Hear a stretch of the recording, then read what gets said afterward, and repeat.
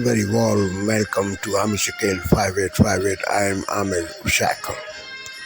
Following are the latest news headlines which have been reported by American, European, Canadian, Asian, African, and Australian news channels and all other news agencies. So please, let's go to the news. Tonight, the ABC News exclusive, one-on-one with President Trump in the Oval Office. President Trump's first 100 days in office, Terry Moran with the president tonight. Facing an historically low approval rating, Terry asks the president about his tariffs and higher prices, about the U.S. economy as a whole, immigration, the war in Ukraine, and how President Trump responded when Terry asks if he still has confidence in his defense secretary, Pete Hegseth. Also tonight, we're tracking life-threatening storms at this hour, Cincinnati to Syracuse, from Texas all the way up to New York. 45 million Americans on alert for possible tornadoes, thunderstorms, and dangerous winds tonight, gusting up to 90 miles per hour. Ginger Z standing by with the forecast. Tonight, the horrific crash, a car driving through a field and then smashing through a building with an after-school program, the car coming out the other side. 4 girls killed, what authorities are now saying about the driver. Tonight, Amazon's idea for customers to post how much more items are costing you because of the president's tariffs. The president and the White House furious. The president getting on the phone with Jeff Bezos, how this ended. And do customers have a right to know why prices are going up? North of the border tonight, the election victory in Canada. After President Trump's tariffs and talk of making Canada America's 51st state, Canadians rejecting it all, fueling the Liberal candidate Mark Carney to victory. The Prime Minister's warning after the election, we are over the shock of the American betrayal, he said, but we should not forget the lessons. Here in the U.S. tonight, the construction workers killed when the scaffolding collapses. The runaway boat speeding up to 40 miles per hour. The driver says he was thrown off the boat. The famous painting and the child scratching it. The damage to the $50 million piece of art. And America Strong tonight, celebrating America's only female unit to serve in Europe during World War II. An honor long overdue tonight. From ABC News World Headquarters in New York, this is World News Tonight with Taylor York. Good evening. It is great to have you with us here on a Tuesday night. We begin tonight with the ABC News exclusive. Today marks President Trump's 100th day in office. And tonight, our Terry Moran sitting down with the president in the Oval Office. Terry asking the president about his tariffs, the economy, immigration, the war in Ukraine, and how the president answered. As we continue our coverage of Trump's 100 days of political shock and awe, we are doing things a little bit differently from those in the left-wing legacy media mob, who, according to one analysis, they spent 92% of their time casting Trump and his agenda in a negative light. No surprise there, but that leaves it to us to tell you that President Trump has actually been extremely effective in these first 100 days. In fact, the House Speaker, Mike Johnson, tells Fox News Digital that the president has accomplished more in the first 100 days of his tenure than most politicians or presidents will accomplish in their entire terms. Here with more, Speaker of the House, Mike Johnson, is with us. I think the president summed it up pretty well tonight. Main Street, not Wall Street, protect the middle class, not the political class. The Republican Party really now has become the party of working men and women, and I view the Democratic Party as the party of radical extremist coastal elites that are just completely out of touch, as evidenced by Chuck Schumer's 17% approval rating and Democrats in general in the 20s. Yeah, that's exactly right, Sean. We had a great day on Capitol Hill celebrating the first 100 days. We summarize it in 4 simple words: promises made, promises kept. All that negative coverage by the mainstream media has not affected President Trump's performance, because he got elected to perform and do a job, and he is doing it in spades. And what I said was, I think he's achieved more in the first 100 days than most presidents do in a lifetime. I think it's objectively a fact. You can show it in every metric, everything he's done. So many executive orders, so many bold actions taken from the White House, restoring America's strength on the world stage, getting rid of the policies and crazy regulations of the Biden administration, unwinding the mess. He's off to a great start, and we are just getting started, and that's why we're also excited to deliver on the rest of the Trump agenda. You think about this: securing our borders, getting rid and deporting illegal immigrants, eliminating waste, fraud, and abuse, moving towards energy dominance, trying to find a way, thread the needle and get peace in Europe, peace in the Middle East, rebuild our military, make it safer at home and abroad for Americans. These are all big agenda items. There's nothing small about what he's trying to accomplish here.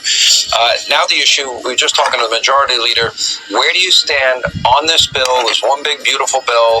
I understand July 4th is the target date, but you have a small majority. Where do you stand with members? You're talking to them every day, because I know there are different views. Yeah, there are different views, of course, but we're right on schedule and right on target. We're moving this very. Tonight, 100 days in, and President Trump is just getting started. From immigration to tariffs to America's profile on the world stage, how the president has changed the country. Struggling in a new wave of polls, President Trump is facing court battles over deportations and shifting gears on tariffs. We're in battleground Michigan talking to Americans with mixed reviews. Plus, inside the phone call with Amazon founder Jeff Bezos as more giant online retailers list tariff fees. And going in reverse on auto tariffs, what the president just signed after upending the car industry. Also tonight, severe thunderstorms bringing floodwaters and intense, damaging winds across the nation's midsection. The catastrophic crash into an after-school camp. What we're learning about the 4 young victims and the driver whose car went all the way through the building. Measles cases rising. Our questions for the CDC deputy director helping lead the response at the epicenter in Texas. The alarming SNAP benefit skimming scam leaving many Americans at the grocery store with drained accounts. What's being done about it? The scuffle caught on camera even before an American Airlines flight took off. What happened? And outstanding in her field, the volunteer making sure California comes alive with color every spring. This is NBC Nightly News with Lester Holt. Good evening, I'm Jeff Bennett. And I'm Amna Nabaz. On the News Hour tonight, U.S. automakers get a break on tariffs, the latest change to the Trump administration's policy that's made Americans anxious about their finances. Canadian Prime Minister Mark Carney and his Liberal Party win that nation's election in a stunning change of fortune spurred by worsening relations with the U.S. And the CEO of PBS weighs in on the president's efforts to cut funding for public media. This is really a resource that the communities treasure and would not exist were there not federal dollars to help.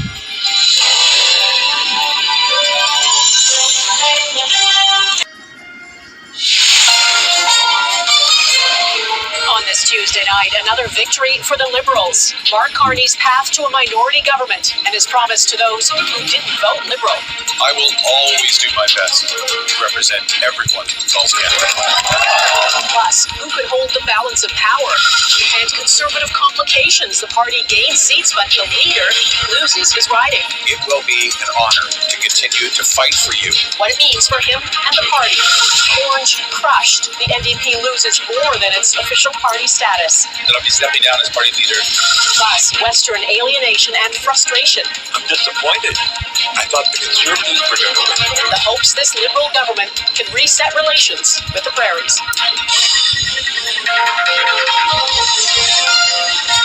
Global National with Donna Friesen. Good evening and thanks for joining us. Canadian voters have returned the Liberals to power for a 4th consecutive time after an extraordinary election campaign and a big turnaround in Liberal fortunes.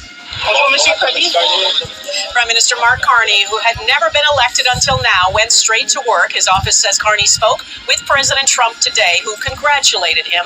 In his victory speech early this morning, Carney acknowledged the millions of Canadians who did not vote for him. Let's put an end to the division and anger of the past. We are all Canadian, and my government will work for and with everyone. There are still some tight races where winners have not been declared, but at this point, the Liberals have 169 seats, the Conservatives 144, the Bloc Québécois 22, the NDP 7, and the Greens 1. That puts the Liberals 3 seats shy of a majority government. The Conservative Party did win more seats than it has in years, but not enough to form a government, and in a big blow, leader Pierre Poilievre lost his own Ottawa area riding to a Liberal newcomer. NDP leader Jagmeet Singh was also defeated and says he is stepping down, though it could be the NDP again who keep the Liberal minority in power. Obviously, I'm disappointed. From CBS News headquarters in New York, this is the CBS Evening News. Good evening, I'm John Dickerson. I'm Maurice Dubois. Measuring presidents by their first 100 days goes back to Franklin Roosevelt and the New Deal. President Trump's first 100 days have been largely about the trade deal, and so far, there's been more wheeling than dealing, especially with China. Today, the president downshifted on his auto tariffs to eliminate overlapping taxes on car makers. They would not be hit by both a 25% tariff on imported vehicles and a 25% tariff on steel and aluminum. Ed O'Keefe is in Warren, Michigan, where the president is holding a 100-day rally. Ed? Good evening. The president's back in this battleground state, key to his victory, and he's touting his work on the economy and the tariffs. But as he marks the first stretch of his second term, people we spoke to here outside Motor City fear the economy could get worse.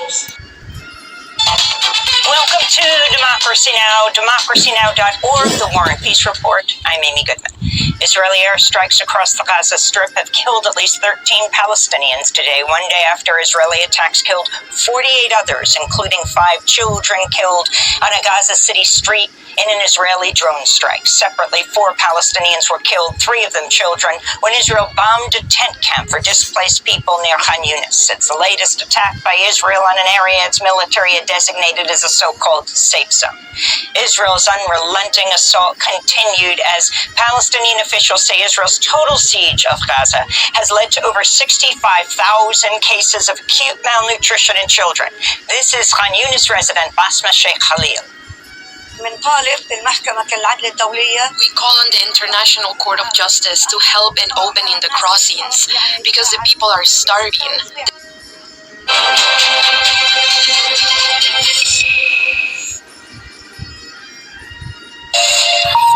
Hello and a very warm welcome if you're just joining us. You're watching Daybreak here on France 24. These are our headlines. He's alienated allies, sent stock markets into freefall, threatened judges with impeachment, and dismantled, possibly illegally, a number of U.S. federal programs, including USAID. Donald Trump marks 100 days in office with plummeting popularity, according to latest polls. Syria's government calls for calm and says it will investigate after clashes in the capital between pro-government fighters and gunmen belonging to a minority Druze sect left at least 10 people dead. For the first time, France directly accuses Russia of carrying out cyber attacks on its infrastructures, including its defense and financial sectors, and even on the French president himself.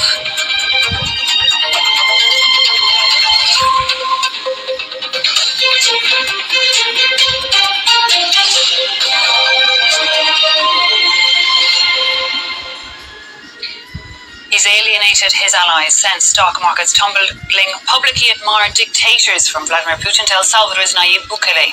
Donald Trump has threatened to take over Canada and Greenland, ignored the US Supreme Court, and fired tens of thousands of federal workers. He said he'd end the war in Ukraine on day 1. It is now day 100, and there's no peace in sight. 100 days, 141 executive orders. Donald Trump's use of the presidential pen has been...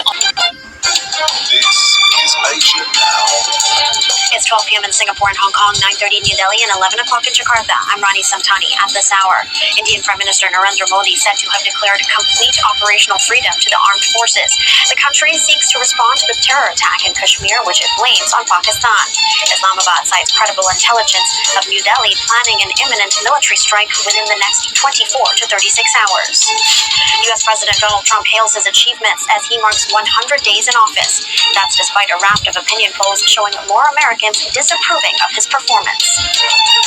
And shares of Asian car makers sliding after the U.S. president tempered auto tariffs amid concerns over the trade war's impact on American jobs and manufacturing. Indian Prime Minister Narendra Modi has reportedly given the military complete operational freedom to respond to last Tuesday's terror attack in Kashmir. 26 civilians were killed. New Delhi blames the incident on Islamabad. Prime Minister Modi chaired a high-level meeting with top defense and security officials at his residence yesterday.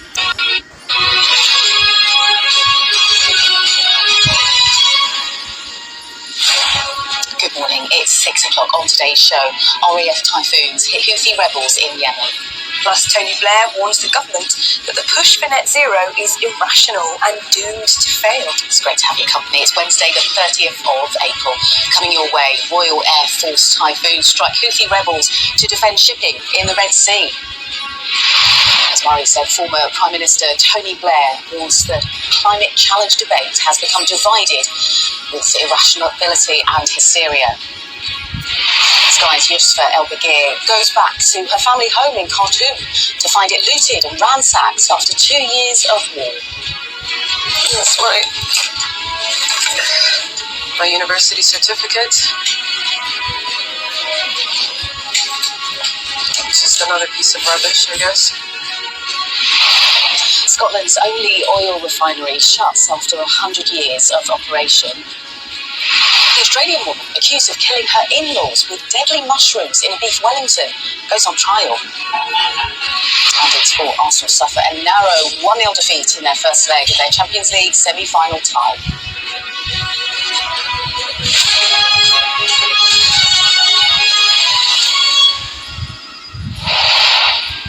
Morning, everyone. RAF Typhoons have conducted strikes against Houthi rebels in Yemen. The Ministry of Defence confirmed that.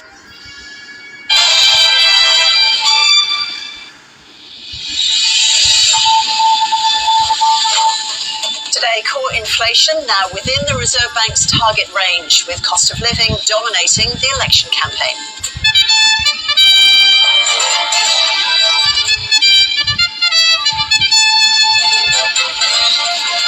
Opening statements read of the triple murder trial of the Victorian woman accused of poisoning her relatives with a mushroom lunch. The anti-parliament holds an emergency session as it looks to overhaul bail laws after a fatal Darwin stabbing. And 50 years on, tens of thousands march in Ho Chi Minh City to remember the end of the Vietnam War.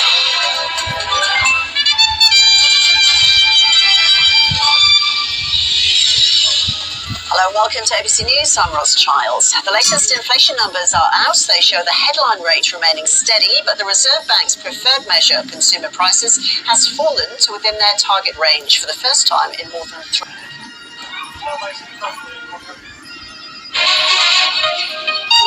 Africa News. The news. As the Catholic Church prepares for a new chapter, over 130 cardinals will gather next week in a closed-door conclave to elect the next pope, an event steeped in tradition but influenced by today's global divisions. I think there's a number of issues that the cardinals are looking at as they go into the conclave. First of all is the legacy of Pope Francis. Are we going to have a pope who gets up and says, Francis was a disaster, we need to go back to the old church? I don't think that's going to happen. I think we're going to find someone who supported Pope Francis, who is in touch with his legacy and wants to continue it. But we're not going to find anybody like Pope Francis. There's just nobody like him. It's going to be a different personality. While there's no formal campaigning, some cardinals are seen as front runners. Cardinals from countries that are predominantly Muslim don't want a pope getting up and saying, Muslims, they're, infidels, we shouldn't have anything to do with it. That would be a disaster for the church in their area. On the other hand, the African church, the African cardinals are more concerned about, a pope who has a gay agenda. They were very, this is one of the areas where they were not in sync with Pope Francis on the question of blessing gay couples. So each part of the world has issues that they're especially concerned about. The conclave process remains deeply secretive. Only cardinals under the age of 80 can vote, and the next pontiff must receive a 2/3 majority. The choice is spiritual. The US President Donald Trump is marking 100 days in office, but with frictions all over brought about by the global tariffs mostly targeting China. Democrats have tariffed up. The Trump administration has frozen stored federal funds coupled with migrant expansion from the US. Days, the Trump administration have been characterized by chaos, cruelty, and corruption. Libya is making a bold return to African sport, with the 46th African Men's Volleyball Clubs Championship currently underway in Masrata. The event brings together 23 clubs from 9 African nations, including Egypt, Tunisia, Algeria, and Kenya, and showcases not only athletic talent, but also a nation on the path to renewal. First of all, I think that Libya is very structured. I thought otherwise, even though it's my first time to participate in the competition in Libya.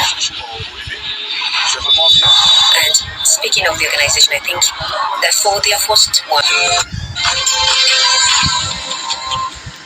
Good morning. Former Prime Minister Tony Blair makes an unprecedented intervention. Yeah, he's told his own party that their net zero policies are doomed to fail. Oh, will Number 10 take note and, as Conservative leader Kemi Badenoch says, admit that net zero by 2050 is impossible. The last day of campaigning today, ahead of tomorrow's local elections. GB News will be covering every moment. The Lord and Lady return to their isles. Prince William and Princess Catherine celebrate their 14th wedding anniversary by visiting the Isles of Mull and Iona. Should businesses be forced to accept cash? We're talking about that this morning. There are warnings of a two-tier system being created as fewer shops than ever take cold, hard money. Have you heard of tweakments? It's the latest plastic surgery trend, and we're going to be explaining that at 7:20 this morning. And you know what? And inflation is basically down, and interest rates came down. President Trump goes back to his roots with a rally to mark 100 days in office, and he's been telling everybody how brilliant he's been. But the big question is, will he sign a special trade deal with Britain? Here's what Deputy Assistant to the President, Sebastian Gorka, told Patrick Christie's last night. An individual who knows how much the president loves the UK, that I don't think you have much to worry about. Well, it's getting hot, and it's going to get hotter. Temperatures around the 30-degree mark today and tomorrow in a surprise twist. It is another hot one today. How high will the temperatures go for the last day of April? And how high could they reach the first day of May? I'll have the full details in the forecast coming up soon. Well, in sport, Arsenal fans got a little bit hot under the collar after about 4 minutes. They're left with a tough task in Paris next week. After losing 1-0 to PSG in the Champions League at the Emirates, the trash talk has already begun between Daniel Dubois and Alexander Usyk ahead of their fight at Wembley Stadium in July. And could the Olympics be coming back to London? Well, could they? That is the question. Right now, 2 minutes past 7 o'clock. A very good morning to you on this Wednesday morning. Wherever you're watching, wherever you're listening, I'm Eamon Holmes. I'm Ellie Costello, and this is GB News Breakfast.